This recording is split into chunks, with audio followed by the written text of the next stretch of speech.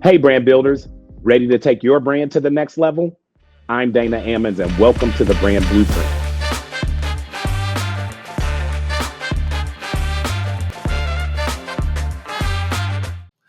Welcome back to the Brand Blueprint.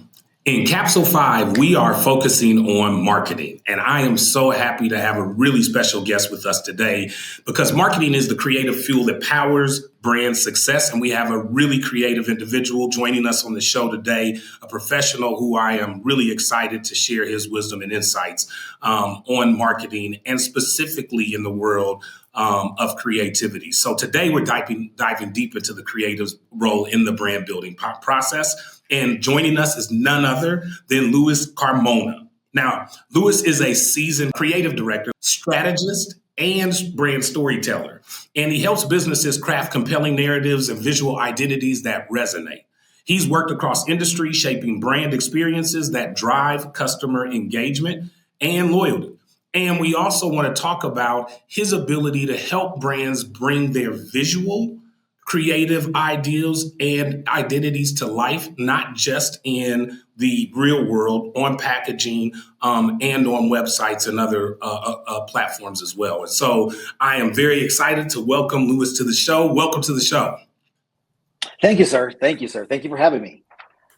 No, thank you for joining us. And now, before we dive in, I did mention to you during our call it pre-production meeting that we like to do a rapid fire section. And this is an opportunity for our audience to get to know you a little bit better and Let's for us do to it. give a little bit of your personal side before we jump into the real business of the conversation. Sure. All right, so you get ready to get started? Let's go. All right, let's go.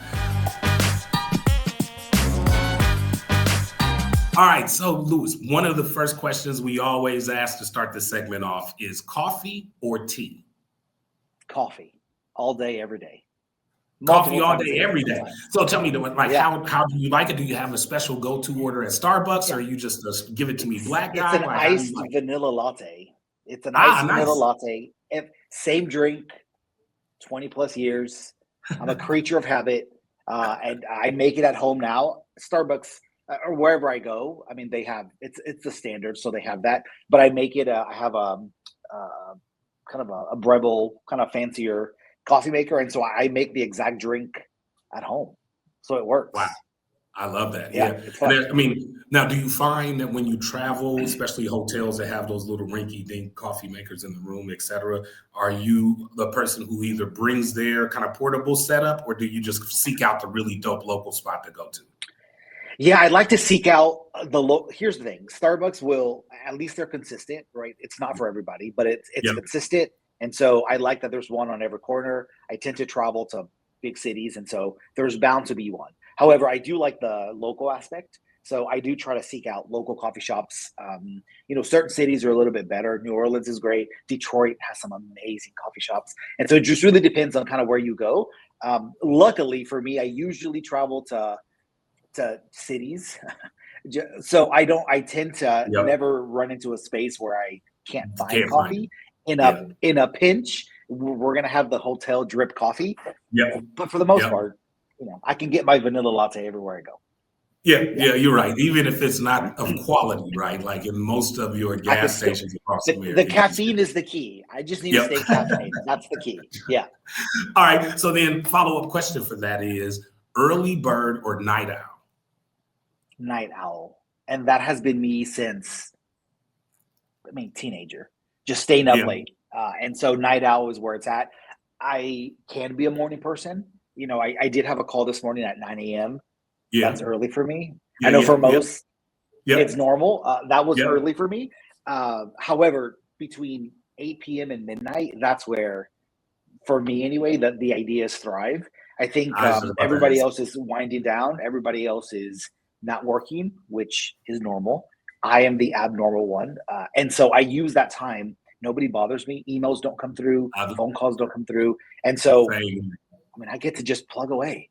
And it's great because I do tend to sleep in and start my mornings a little later. By the time I actually connect, I have responses to most of the emails that I sent at night. And so we are birds of a feather, brother. Listen. Birds of a feather. I am a night owl like you. I similarly find myself more productive in the evening. Now, I want to double click on this one area because as many of our founders listen to this who haven't had the experience of working in a corporate structure with creatives, et cetera, they probably don't know this necessarily to be true. So some will hear me say this and go, oh man, he's talking bad about them. But I don't think you will disagree with this. And in my experience, creatives are not morning people. And I remember working in various capacities over the course of my career in either agency or even internal creative teams and marketing teams specifically, usually ran hours from 10 to 8, right? Versus 8 or 7 in the morning to 6. And I remember getting to New York City and working on Park Avenue at Colgate, and I would get to the office early morning because I'm a young guy, but I'm married and I had kids. So even though I'm the same age and kind of the same interest as most of my coworkers, they were mostly MBA grads, and some of them were creatives on the team, and they would come in the office. I remember some mornings I look up and like one of my best buddies in the marketing department would walk in at like 10 o'clock, and that was like his thing. But he swore by the fact that as the day got later, his creativity really allowed, especially when everybody left the office. So talk a little bit about and I think kind of went through your career. Was that something like early morning versus late evening that you found in certain environments or areas people kind of struggled with or pushed back on you and kind of trying to push you in that box of you got to be here early morning to do everything early in the day in order to meet the expectations? Yeah, I definitely think it's been an evolution, right? So like I said, since my teenage years, staying up late, I was just the guy that just stayed up late. And then obviously I had to go to school in the morning. So you kind of make it work, right? You kind of have to balance both. But as I got into my corporate career, because I started off at corporate, it's expected the 8:30 to 5:30, the 8 to 5 kind of thing. And so of course I was there, right? On time. I don't like to be late. So I was there. But it's interesting because I still sort of struggled to find a balance for both. So I was there 8 o'clock, 8:30, left at 5:30. I would have dinner and then get my second win where I would work on my own projects or my own thing. But I would stay up late because I'm a night owl. But then I had to sort of kick it back in the morning. Now, it's easier when you're younger. It's easier, obviously, when you don't have kids or that family dynamic. But it's definitely a balance. And now because I work for myself, right? I own my own agency. I do a little bit of everything. So as the brand sort of account manager, brand manager role, which I've held, for the past 15 years of my life, you kind of have to stick to that 8:30 to 5:30. I mean, I've had positions where the clients are in that time. And I've had positions where there are 8:30 meetings, which I think are wild. Listen, 8:30 meetings start time, which means that you have to be hydrated and caffeinated well before that, ready to go, pen and paper.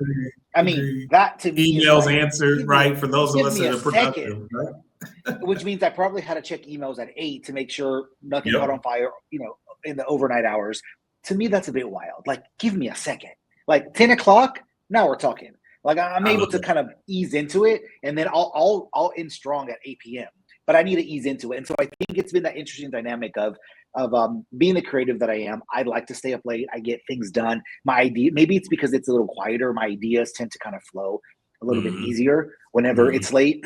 However, I to a certain point, I still have to kind of kick it back into gear in the morning because some clients just expect that. So it's just finding that balance and honestly finding what works for you. People, they're going to try to push you into that box, which I get.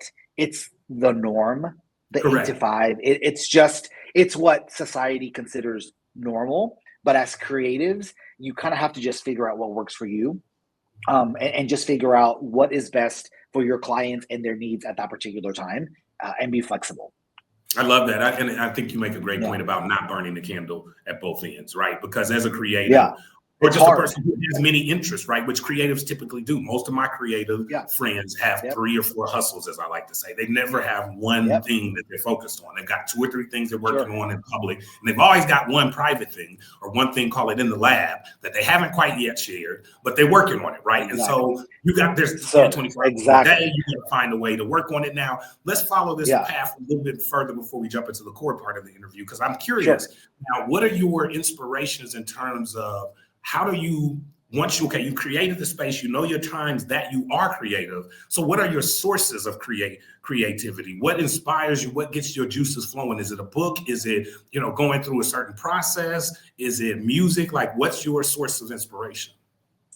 Yeah, I think books have never really been that source of inspiration. Reading, for me, I'm such a visual person that I think when it comes to, if I have the option between a movie or a show versus a book or a podcast, even a magazine, I'm old school. I still like that tactile feel, that smell of a printed publication. Yep.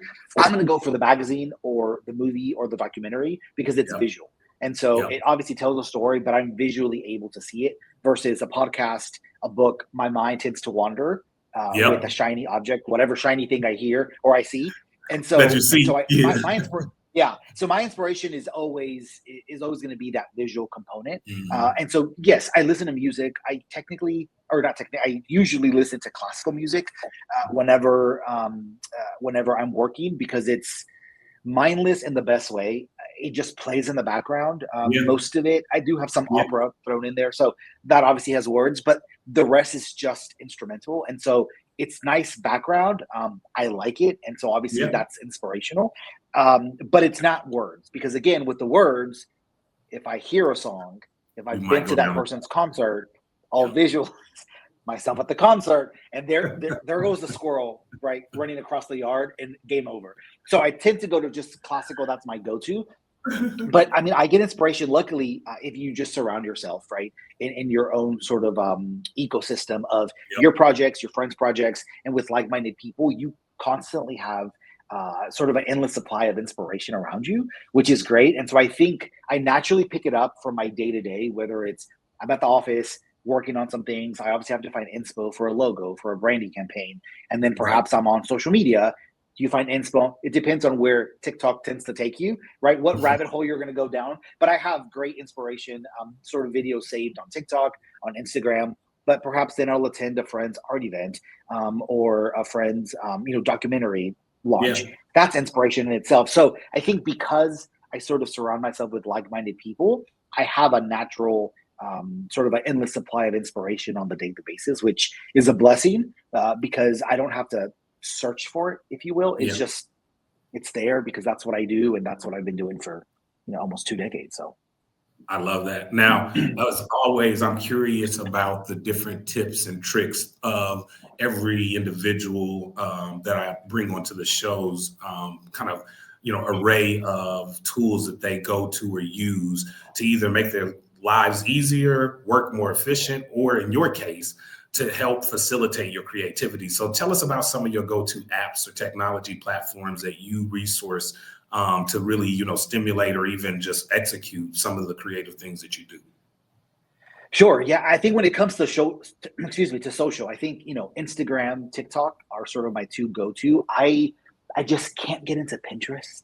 Something about it, shout out to Pinterest. Something about it just, I don't know. I don't know if maybe it's the way it's set up or I don't know. Something. It's funny. It's similar for me. I've used it from time to time, but it hasn't been sticky enough for me to go back enough.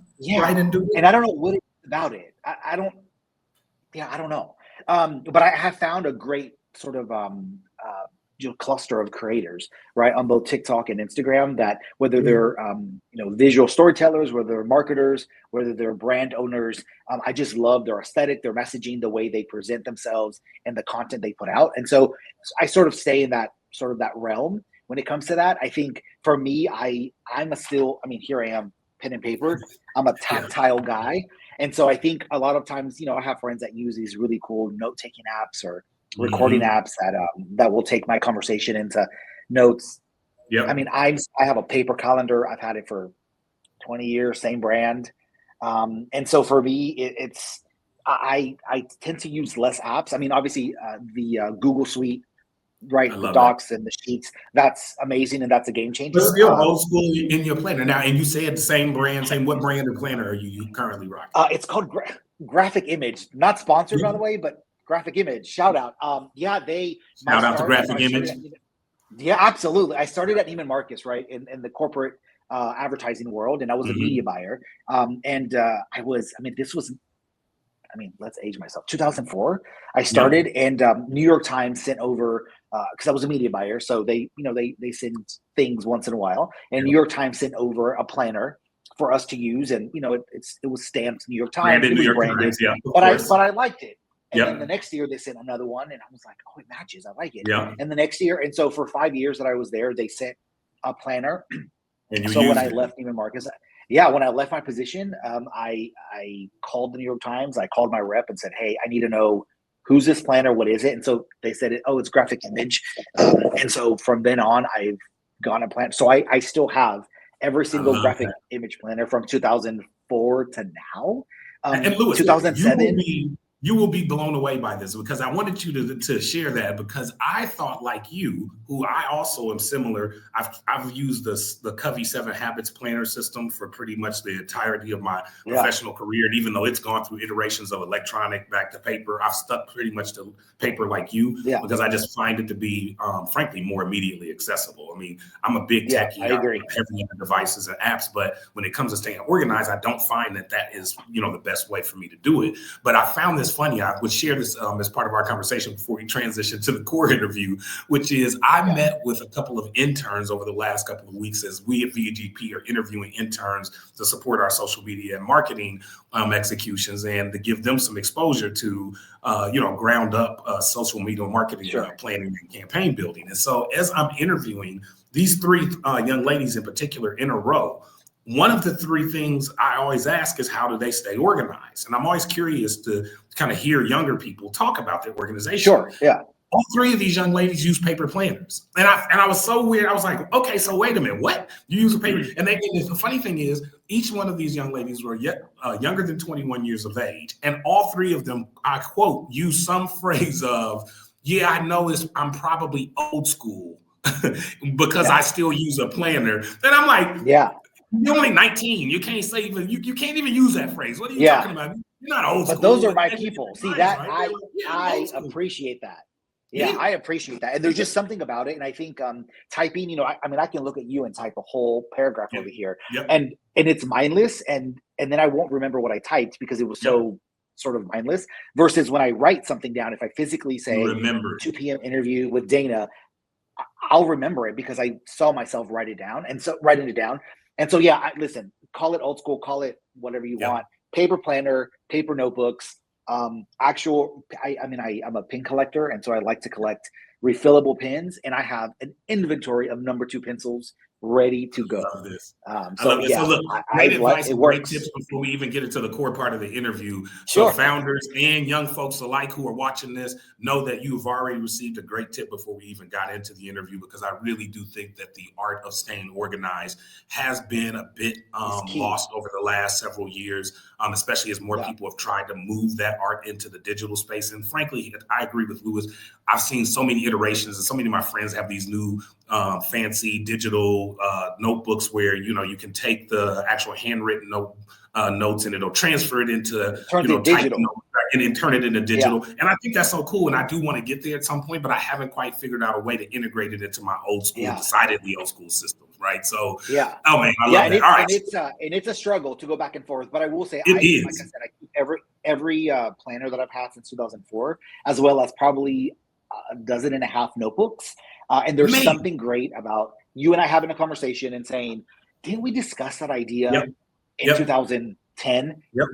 I can go back and find it. And it's where that idea initiated. I mean, we can say we circled it. We put a date. That's where that idea came from. And to me, obviously you have to be a little older to be able to say 10, 20 years worth of notes. But it is worth. Which I would tell also young folks is don't throw away those big rubber tubs that you took through college and you think you don't have any use for. Keep those things because that's where a lot of that information goes to it's part of your story. I have 25 years of that. Right. And I've moved 13 times in 25 years. And so I've had to find a way to keep that stuff intact. And what I've learned the hard way is if you store it in cardboard boxes, invariably those boxes will either get water damaged or moist or damp, which several of my journals, and not really journals, these are all 7 Covey Habits planners and calendars from successive years. They'll get damaged.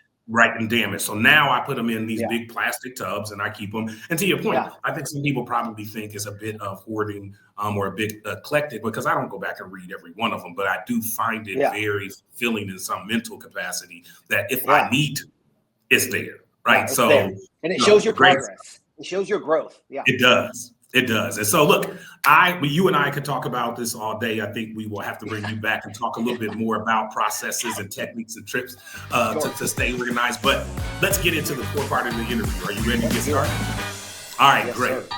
So let's get started. We are here to talk today with Luis about not just branding and marketing in a broad sense, but specifically how creatives help move that process along for founders, how founders should engage and employ and work with and partner with creatives to bring all of their visual identity ideas to fruition. And so one of the things I like to start with, Luis, before I jump into the key conversation, is just to establish a little bit of your background so our listeners can understand why it is they should be listening to you. So let's just start with a little bit of career retrospective. You sprinkled a little bit in there earlier in our rapid fire.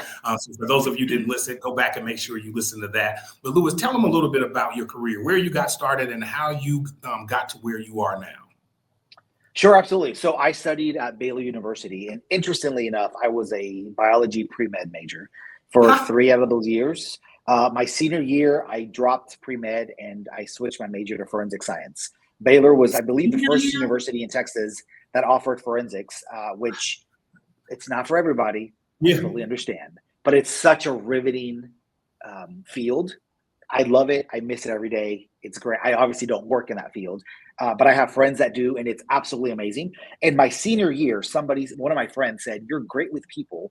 You should really work with some that are alive, because I think that would be great." And I was like, you know what? Good idea. And so I went to the counselor and I added a major, which I don't recommend at a private school for the record. However, I did, and I wouldn't change it for the world. I added journalism as a major with a concentration in public relations. And so for me, I was able to wrap that major up in 3 semesters.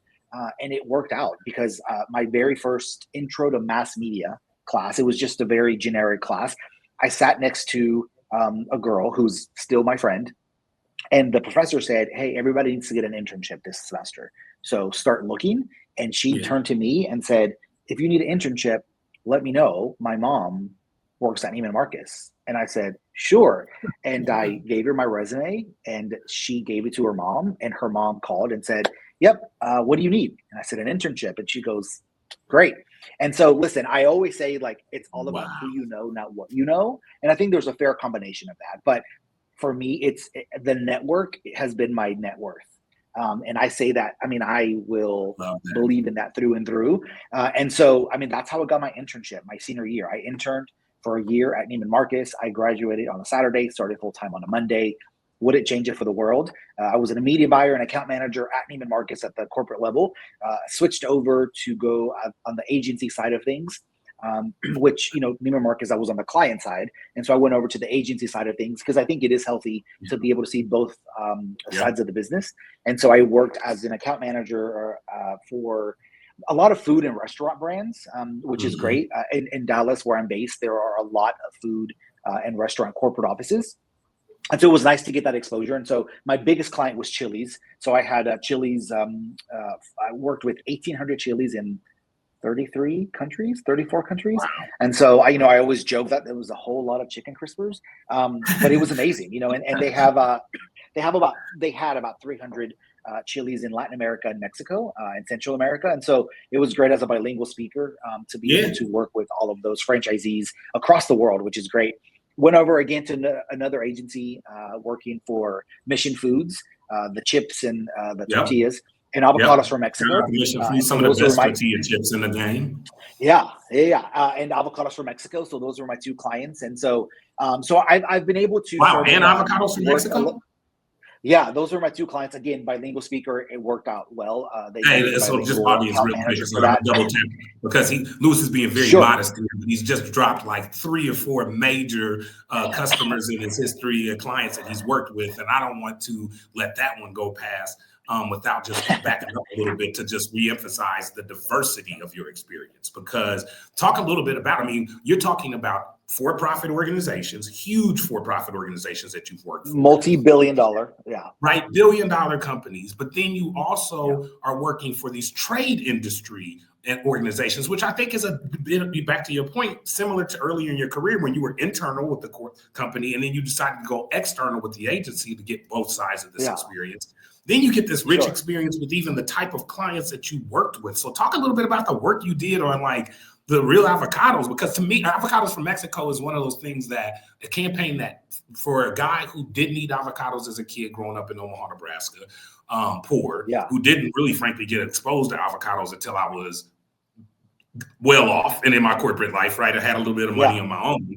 And that's when I was exposed to that campaign. I had no idea where avocados came from. And in my mind, as a kid whose family originated from the South and specifically from Alabama, I just assumed that avocados and most other things that if I didn't know where they were from, they must have came from some other part of the South, Alabama, Texas, Louisiana, Mississippi, et cetera. Talk a little bit about that. What's the diversity of working with those types of organizations? Yeah, it's been interesting.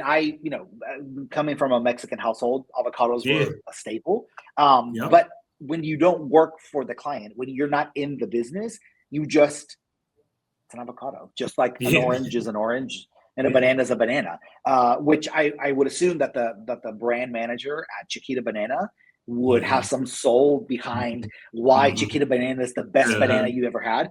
And so obviously I probably know a little bit more about avocados now and a little bit more about avocados from Mexico than the average person. But I think for me, it sort of solidified what I knew, which was that it's a great fruit to eat. What I didn't know, so California grows avocados, other countries grow avocados, but Mexico, this region of Mexico is where avocados grow because of the acidity of the soil and the temperature.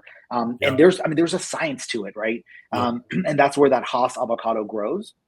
And so for me, it was interesting being on, from the consumer side, because at the end of the day, right, you and I are both consumers in our own respective lives, being on the consumer and all of a sudden just sort of jumping into the ins and outs of not only the business, but the product, knowing how to size them and knowing sort of how restaurants work with avocados. And not only that, but, having sort of experience on multiple facets of the business. So I obviously on the client side, Avocados from Mexico was my client, right? And so we were more B2B. So we were communicating a lot with the stores, the retailers, the Randall's, Kroger's, Tom Thumbs of the world that sold the product. However, working for Chili's, they oftentimes carried avocados, right? And so knowing how the chefs and how the culinary team at restaurants like Chili's sort of go through the process of how they select certain produce, why they work with certain partners versus not, I then had a know-how on that aspect of the business. So they're very intertwined, which for me, that diversity has been a game changer. I think, listen, I have respect for individuals that have stayed either at a position for 10, 20, 30, 40 years, or that have stayed in a field. That's same. I have the utmost respect for those individuals. I wasn't able to do it like ABD for adults, right? Like similar to you, I had to bounce around and get different experiences, but I respect that. And my first job at Neiman Marcus, my first boss said, you want to make sure you diversify your resume, especially working in luxury fashion in Dallas, right? If you were in New York City, that's a whole different story. There's a high luxury fashion retailer in every corner. In Dallas, it's a little bit difficult. Neiman Marcus did have some competition and has some, but not for you to be able to say, this is what I do, and I'm gonna stay here for 40 years of my career. And so I took that to heart, and which is why I went over to the agency side. Obviously, I got involved with restaurants and then CPG when it came to avocados and tortillas and chips. And so for me, it worked out because they kind of intertwine, which is great. And at the end of the day, all things marketing and branding, for the most part, have some common layers. But it allowed me to see different aspects of the business, which, again, I think is a game changer for anyone. And I recommend it for anyone who has that opportunity. Now, that experience led you to your current role in your consultancy. Talk to the audience a little bit about what you currently do in your consultancy. Sure. So I've always had that entrepreneurial spirit. I think for me, it stems back to 9-year-old me going to Mexico to visit my family, buying candy at the border town in Mexico, and then coming back and selling it to friends at school. Wait a minute. Which border town? Pretty good margins. Where you were in the Texas, so you were Juarez? No, so we were in Laredo, and we would cross over to Nuevo Laredo, which is right across. It's the border town, and so obviously we would hang out with family, visit, cousins, etc. But then I would bring back snacks and candy, and then sell them to friends at school for a very good margin. And so, listen, the entrepreneur spirit has been there for decades, and so I think for me, I started my agency 15 years ago, so it'll be 15 years this year. I started it, and it was always like. I had a full-time job. Thank you. I had a full-time job, but then I was able to do a press release here, do an event for a client, do a logo design here. And so for me, that's always been the key, to be able to do a little bit of both and juggle. And obviously, as I've grown, I've had to decide, okay, which direction do I want to go? And so, the agency, my own agency, has sort of been the answer, because that's where I've been able to experience the most growth, and also just experience more, because you have to do it all. Right, from invoicing to accounting to forecasting to the creative strategy and the brand strategy. And so for me, I've been able to sort of expand my my resume and my list of services working for myself, which has been great. I love that. I love that. And let's talk a little bit about those primary services and what your key focus is when you work with clients. Sure. So I always like to sort of say that I offer a creative suite of services for emerging brands and smaller brands, or anything emerging or smaller. And I say that because I think when it gets into the Fortune 500, right, the multi-million, multi-billion dollar companies, I think their needs shift a bit. Not only in terms of the amounts that they need, but also just the services. And so I think for me, marketing, all things marketing, advertising, public relations, event planning, and then social media has been what I added sort of, I say later, but obviously as digital became more prominent, I added social media as well. And so I offer, basically, if you're a small business or an emerging brand, I'm able to offer a full suite of anything that you may need, from a logo design to the full branding package, to then your website. Let's launch your social media. Let's do content creation for the social media, and let's do some PR to get some press about your launch. And that's sort of the full spectrum. Yeah. Full spectrum, 360-degree coverage. Again, audience, absolutely. You are hearing it here live and direct, in 15 years in business. And so I can't recommend Luis and his business enough if you are in need of. And again, I think he was very specific and similar to VGP and the consultancy I run. We focus on smaller businesses, startups, early stage,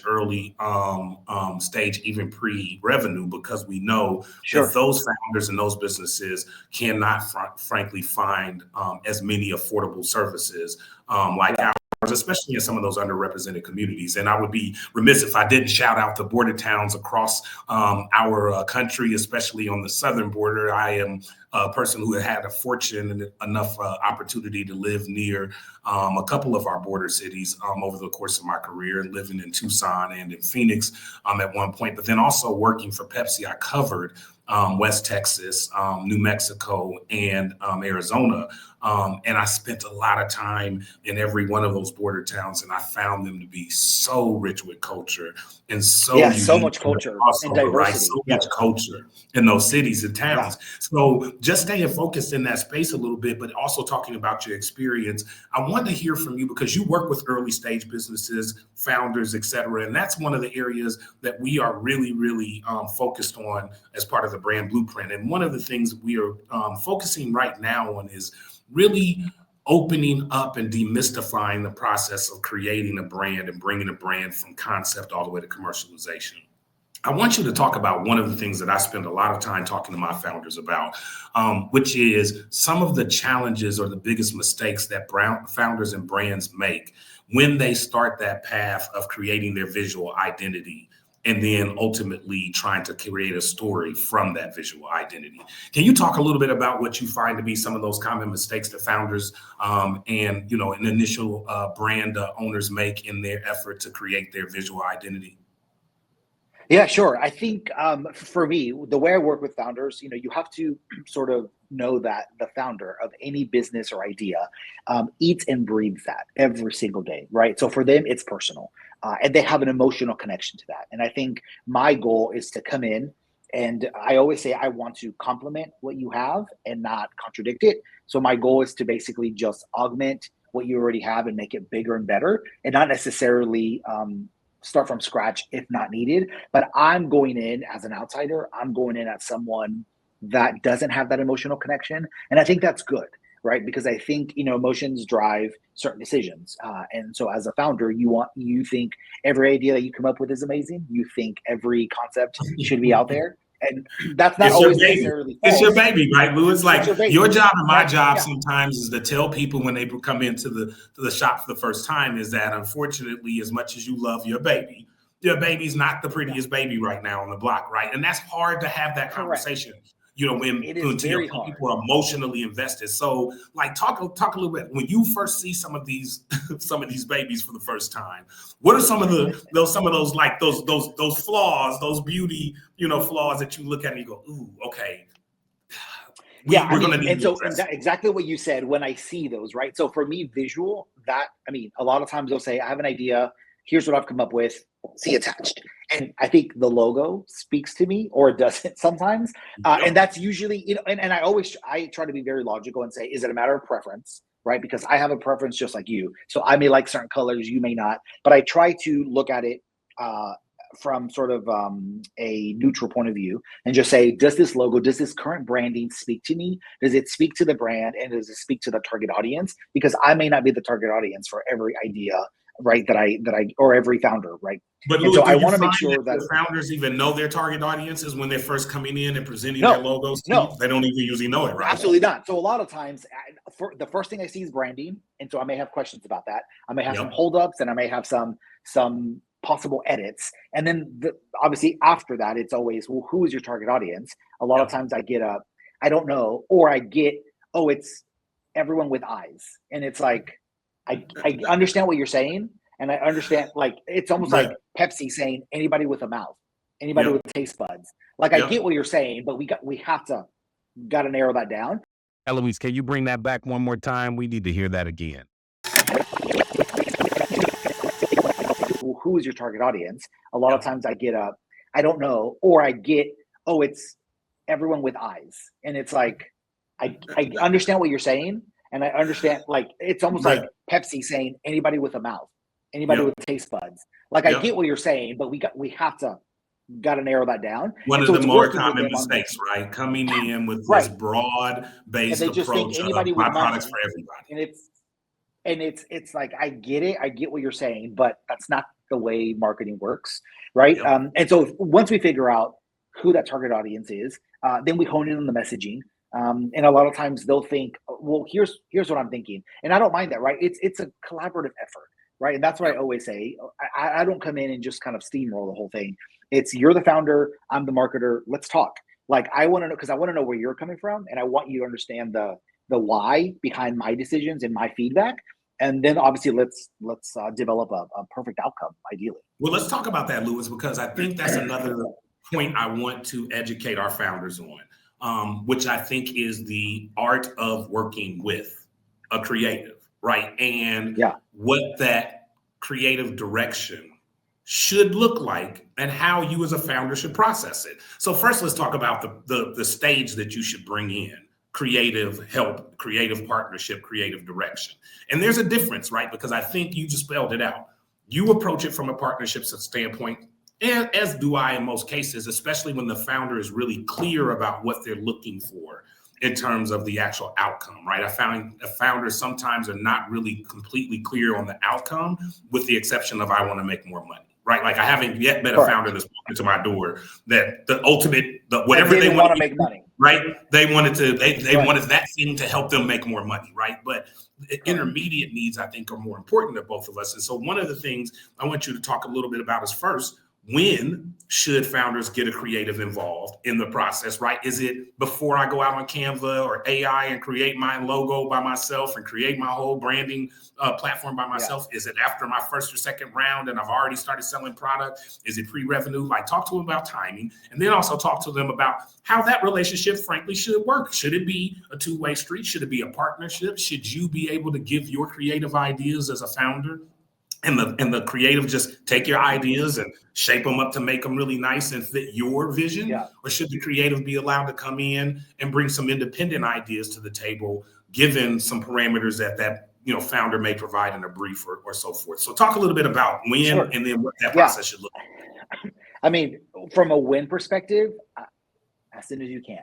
And I say that because oftentimes you get the client that either didn't know they needed it, thought they needed it, but said, oh, this isn't the right time, and has brought you in 1-2 years in, right? The social media is out there with some posts, the website's been out there. It just, then you have to not only start working on what is your idea? Let's rework it. Let's kind of finesse it. But now you're having to worry about a rebranding campaign, which is a whole different element. There's a learning curve, right? As consumers, there's a learning curve. If you change the way I shop, there may be some pushback. I may learn ultimately. There's risk. Self-checkout, bad example. There's risk.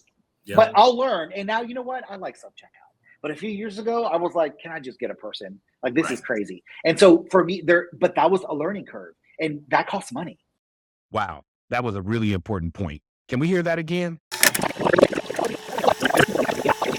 There's a learning curve, right? As consumers, there's a learning curve. If you change the way I shop, there may be some pushback. I may learn ultimately. There's risk. Self-checkout, bad example. There's risk.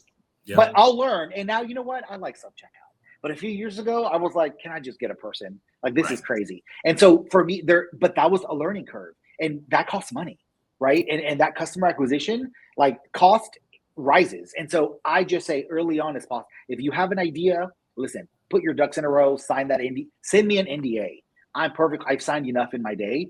Send me an NDA. I won't take your ideas, but let's talk initially. If you have an idea, let's get it going now. And I say that because that allows us, because it's a collaborative effort, to not only discuss name. Where are we on the name? Thoughts on the name? Well, let's check if one is already trademarked or copyrighted. Let's not go down a rabbit hole because you decided to go with the name and you didn't do your due diligence and now it's taken. And so now we have to start all over. Then you go with the branding, all things branding, logo, colors, textures, fonts. Now, let's get you a brand standards guide. Let's get you a brand standards guide. So that way from the get-go, you look put together and you look like you know what you're doing. Because as you go in front of these investors, these VCs, you try to go get, rounds of cash, they're going to look at you and go, oh, they have it together. There's brand equity. Everything looks the same. Like, okay, we got this, versus you showing up and being like, hey, I got this name. Wow. Hey, look, if you're walking around in your house right now and not paying attention to this podcast or just mindlessly letting it play in the background, this is definitely where you need to tune in because Luis is dropping some really crazy knowledge. And this is really one important piece that I want people to understand. And that is the difference between branding and marketing. And Luis, you started really breaking it down there because I think sometimes founders and brand owners get it a bit mixed up, right? And you talked a little bit about it, but in your opinion, what's the difference between branding and marketing? And then how do the two work together? Sure. Yeah. I mean, I think in my opinion, so I think a lot of the words are used sort of like synonyms, right? And they're kind of thrown out there and said, oh, I'm a branding person, I'm a marketing person. And I think they're the same and they play well together. And that's the goal, right? We want them to play well. But to me, branding means all things visuals, right? And that just goes in messaging. That's the fonts, the colors, the shapes, the product, what that looks like. And so when I think branding, I think just all things visual, both internal and external, right? So if you're a bigger company, it's what your employees or your contractors are seeing versus what you put out on social for the consumers to see, whether it's a business or whether it's, Joe down the street. From a marketing perspective, marketing is the why. Why? So I always say marketing is why people should buy your product. And then the advertising is let's get them to buy your product. But marketing, you need to figure out the why. Who is your target audience? Why do they need to be purchasing your item? Why should it be your item versus the next one? And so I think they need to play well together. You need to have both in place and both need to sort of work in unison, right? To get to the end goal and to reach certain KPIs. But at the end of the day, marketing is the why. Like, why do I shop with you? Why do I buy your product? Who is that target audience and why would they shop with you? And so you need to have your branding in check.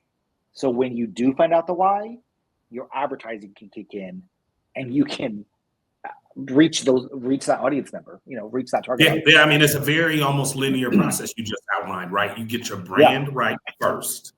Then you use your marketing as the conduit or the way to channel your message or your story, which then feeds into your advertising, right? Which then is the communication play to your audience. Now, in those three buckets, there's been a lot of change over the last 20 plus years that you and I have been in the industry. A lot of, especially in the last 5 years, and probably one could argue with AI in the last 1 year, we've seen monumental change in content creation, in marketing tactics and techniques, and even frankly in threats to platforms from an advertising standpoint, with TikTok, still being, as of this recording at least, available on all the app platforms, but still under consideration in the US for potential removal. And so given all these changing trends and technology-driven trends, can you talk a little bit about some of the trends that you see kind of moving forward from 25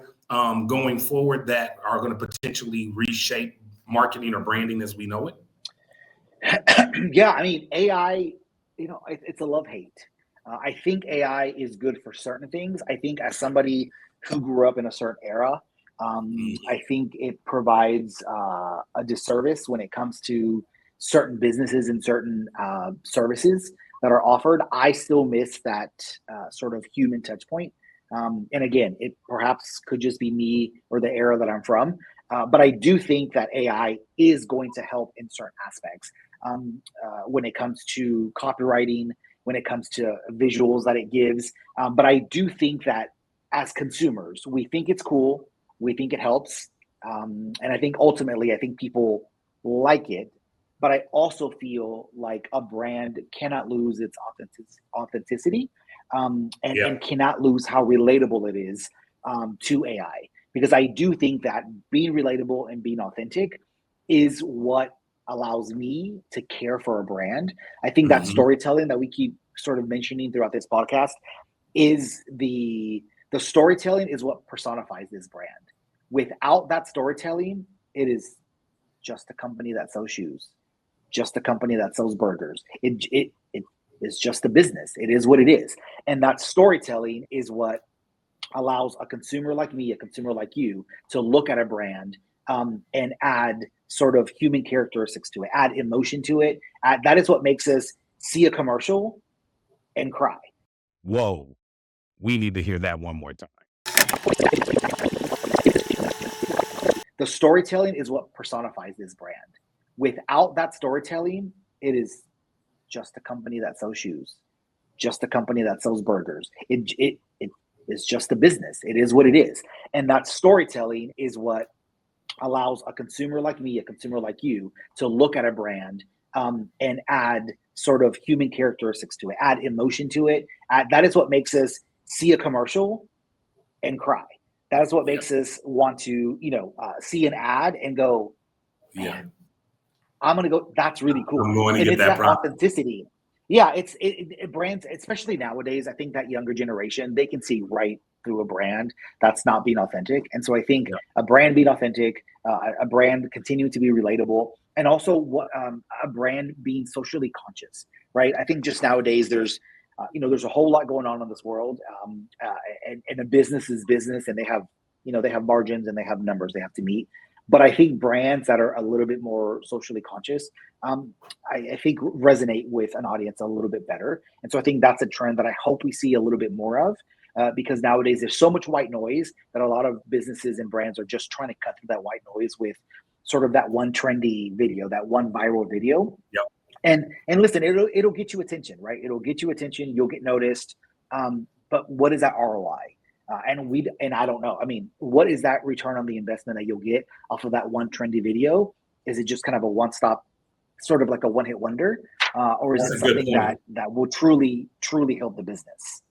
And Luis, I want to, we're coming to the end of the interview, but you just brought up one last point topic that I did want you to touch on, which is ROI. I feel like we are mind reading each other here. I need to get you in on the production side of the podcast, brother. So tell me a little bit, tell the audience about ROI, because I think one of the things that is always debated is the money spent on marketing and advertising really worth it? I mean, come on, Dana, I don't know if I need to do that. I want to just go viral. I'm going to do it for free. Yeah. I'm going to go organic. I don't need to do it any other way. Talk to the audience a little bit about just ROI and what are, in your opinion, some key ways to measure marketing and advertising ROI. Yeah, sure. I mean, from a business perspective, ROI, this is what makes business work, right? You got to make sure that whatever you invest, that you're going to get that return in some capacity. Now, I will say that depending on that, sort of where you are in the business and also where you are in that funnel, right? So if you are in the brand awareness, you just need people to know about you, right? So you can invest money in social boosting, paid boost to get your ads, to kind of shift that algorithm and get your post in front of more people. And it may just get you some followers.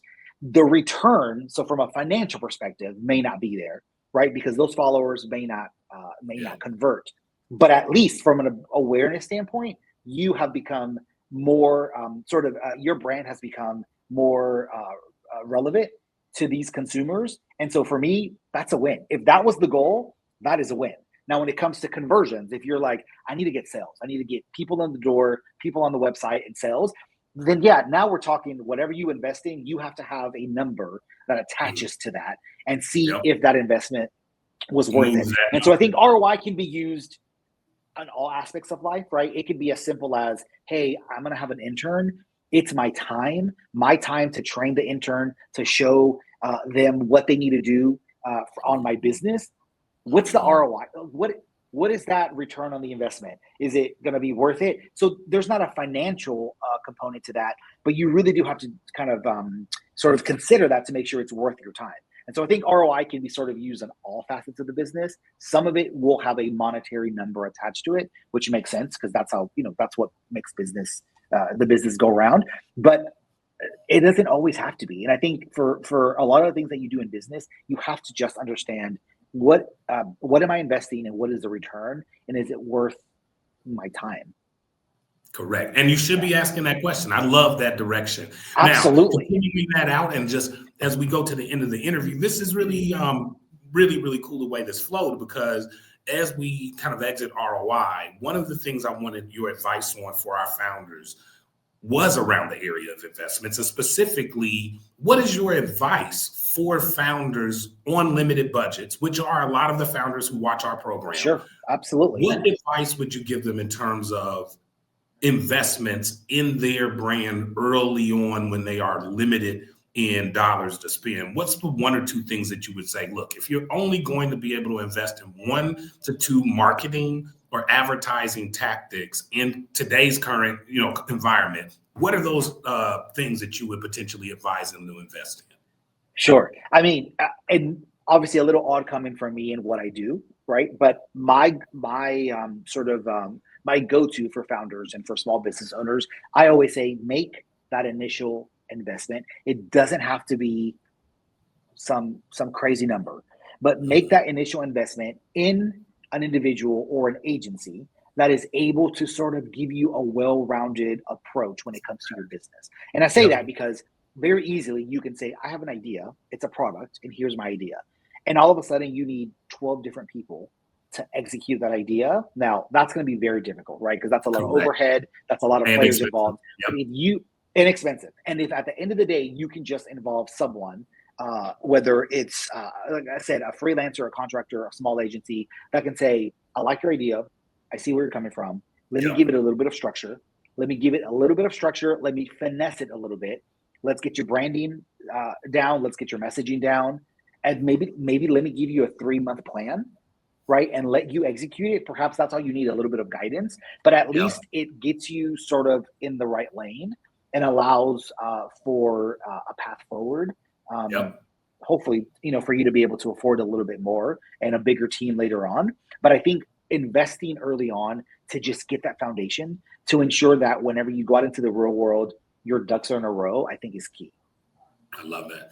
Now, look, the advice that you've given on the show has already been just over the top in terms of the value. And I want to really end this segment with allowing you to do 2 things. One is, if you could leave our audience with some parting advice on how they should think about, now that you've given them kind of the ROI, a way to measure, a way to understand how their dollars should work for them in their investment with the right creative resource. And then you've talked a little bit about some of the trends that are really taking the industry over as we speak. Now, lastly, what would you say as a final, call it, your personal and professional opinion of what's the one key area of a brand's marketing and branding identity that you would say, hey, if you're going to focus on anything else, just focus on this one area, and that should take you at least to, because we're talking early stage, right? Founders on the budget. This will take you to your next phase of growth. I mean, whenever I see, hear of a new idea, see a new product, I always ask, what problem are you solving?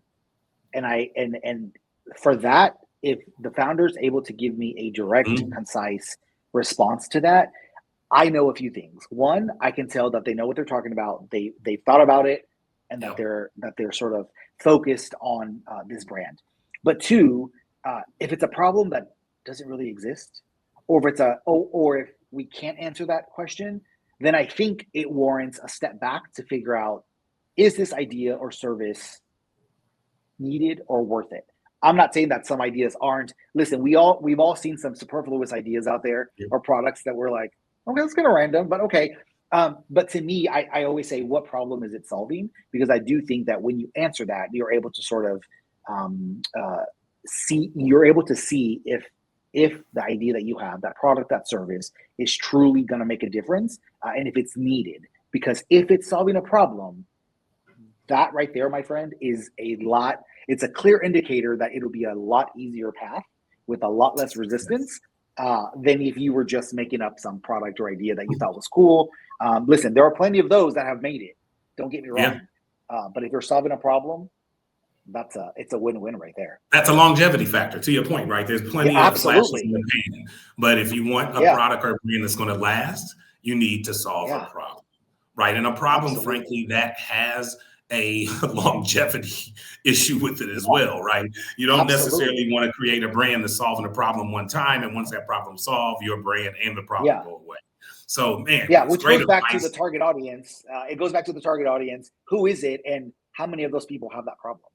Right. If it's broad enough, then you should be there. You have a winner. Then you should be there. We have a winner. Yeah. I love it. I love it. Look, this was a fantastic conversation. Before we go, though, thank you so much. To allow our audience to reach out to you separately if they'd like to work with you. And as you advise, get you in on the early stage. And I can't emphasize that enough, audience.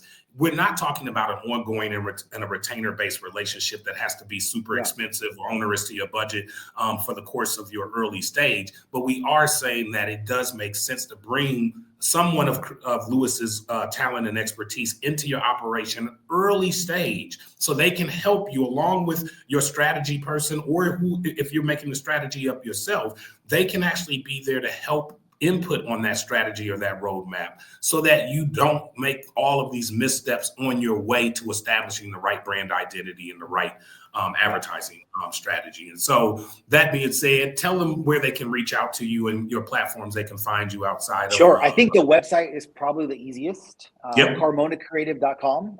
So I think that would be your easiest. And then the Instagram is linked to the website, but the Instagram is at Carmona Creative.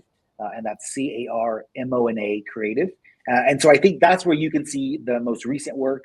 That's where you can contact me, send me a message, and just reach out with any of your creative needs. Love it. Hey, make sure, audience, you check out Carmona Creative. And as always, we will have his information featured on his profile page within our website at thebrandblueprint.biz, not .com, because we're about that biz. And make sure you go out there and check Luis's information. His links will be there. You can also find him on LinkedIn. For those of you who are very comfortable searching for Luis there, you can find him there as well. He's connected to me, so no need to really rush your search. You can go out under my profile and connect with him or find him in the search bar. Luis, thanks again for joining us. I want to have you back in the future to continue to update us on trends and everything that is marketing and advertising. I also want to bring you back at some point with Natalie. For those of you who have been watching the show, we just had Natalie's first commercial for the Brand Blueprint debut this week, and her episode will be debuting later this month in February. So we'd love to bring her back in and maybe talk a little bit more around the PR space, which I think is another area that brand owners and founders really struggle with. Yeah, let's do it. Thank you so much for having me. It was a pleasure. No, we thank you as well. So remember, follow us on all your favorite platforms. We're available on Apple Podcasts, Spotify, Amazon, wherever you need us to be. We're there helping you take your brand to the next level. Thanks again for joining us on the Brand Blueprint. Again, my name is Dana Ammons, joined by the wonderful expertise of Luis Carmona, and we are looking forward to you joining us in the future on the Brand Blueprint. Thanks again and have a great one. Thank you, sir.